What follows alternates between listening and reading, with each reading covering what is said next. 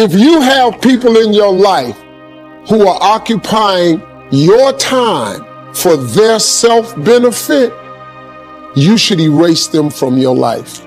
Get away from people in your life that's hating. Get away from your family members that ain't ever opened a business. Get away from your family members that ain't ever followed their dream. Get away from your family members that ain't never been nowhere but to the family reunion. They ain't never been to a beach. Get away from them. Get away from them. I had to do it. Everybody has had a seasonal friend. My father had third grade education. You know what he used to tell me all the time? Everybody come with you, can't go with you. That's a cold lesson to learn in life, man. Everybody come with you, can't go with you. There's some people that can go with you just to a certain point. And the moment you try to elevate, you're going to start losing some people. Everybody ain't happy for you opening your boutique. Oh, she thinks she is going to open up a damn store. I ain't buying none of that. I ain't telling nobody about it. It's called jealousy. It's a more modern term. They're called haters. Yeah. Don't be fooled by all that fake love. Don't be fooled by their phony smiles, their hugs, their I love yous. Snakes in the grass. Snakes in the grass slithering. I hear them coming a mile away. I can smell them. I can sniff them. I can see them. I can taste them. But some of you get blinded by them. Yeah. Your so-called friends, your so-called homies, your so-called partners, your so-called girls, they deserve an Academy Award for the best actors, the best actresses of the year, because they can put it all. They there for you when everything's great. They there for you when everything is wonderful. They're there for you when you balling. They're there for you when you rolling. They there for you when you treating. They there for you when you got money. They're excited, girl, we gonna do this, man, bro, where we going tonight? Y'all out to eat. Oh, I forgot my wallet. Looking for you to pay. Say, no, you got it. The sad story is that when you up, they all riding with you. When you down, ain't nobody in the car but you. They act like they got love for you, but only because it benefits them. I don't know how many different ways I can say this. Just because they are in the car with you does not mean that they are riding for you. So many of us have to learn this the hard way. Situation where you've poured into this person. You have nothing but their best interest in your heart. And then when the shoe is on the other foot, they don't even want to talk to you. They act like they got love for you. Have your friends, have your family, have your relationships, but make sure you pay close attention to the circle, to your company that you keep. Because when you need them the most, I promise you, they will turn your back on you. You need to find you a group of friends, and y'all need to make a pact, and y'all need to keep that pact. And you need to know in your heart of hearts that if you down, they gonna pull you up. And if they down, you gonna pull them up. So have your friends, have your family, have your relationships, but make sure you stay woke. I call them halftime homies, because half the time they smiling in your face. Half the time they want to take your place. Remove and eliminate those halftime homies from your circle.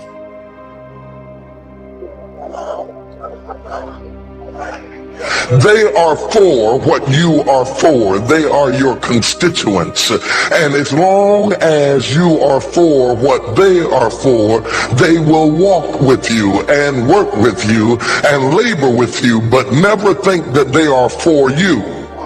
They are for what you are for. And you have to know that, because if they meet somebody else that will further their agenda, they will leave you and hook up with them, because they were never for you. They were just for what you were for. They are your constituents.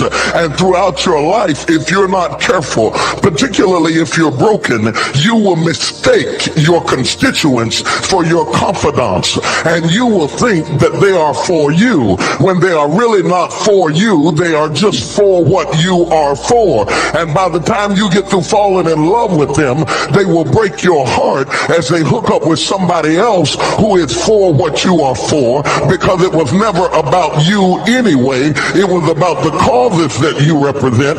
They are for what you are for, but they are not for you. Here's how you know someone's your friend.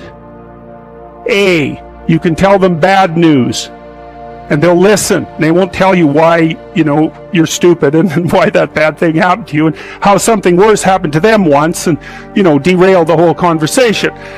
You can actually tell them bad news and they'll listen. So that's a good thing. And then this is a weirder thing. You can tell them good news and they'll help you celebrate.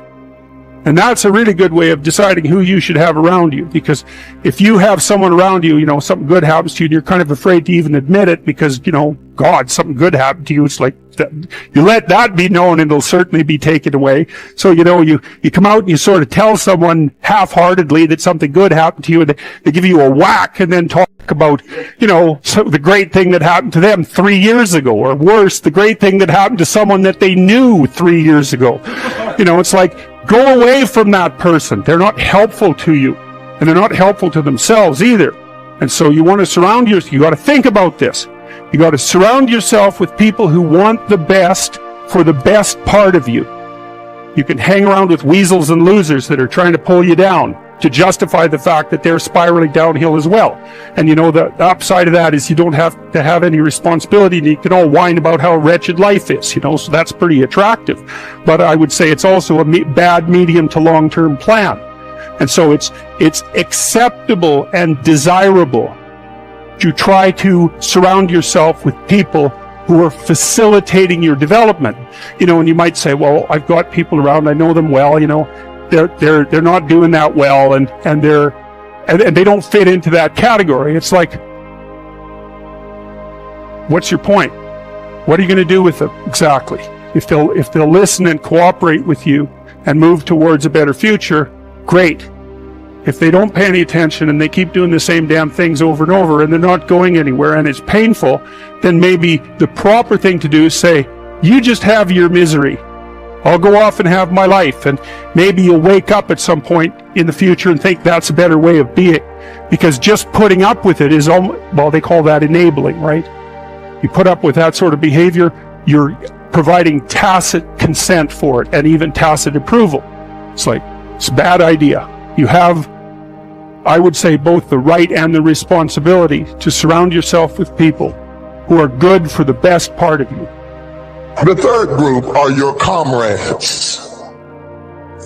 These people are not for you, nor are they for what you are for. It is just that they are against what you are against. And the comrades will make strange bedfellows. This will cause people to come together who are not for you, and they are not for what you are for, but they are against what you are against. And they will team up with you to help fight a greater enemy.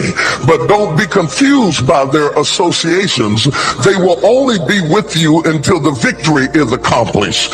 These people are like scaffolding. They come into your life to fulfill a purpose, and when the purpose is complete, the scaffolding is removed. But don't be upset when they are removed, because the building always remains when the scaffolding is removed. What I'm saying to you, my brothers and sisters, expect the constituents and the comrades to leave you and desert you after a while. Don't be upset when they don't react to your dream the way you expected them to, because they were never really with you in the first place.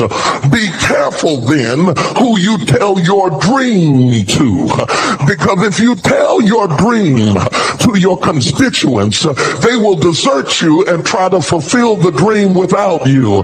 If you tell it to your comrades, they won't support it because they never were for what you were for anyway.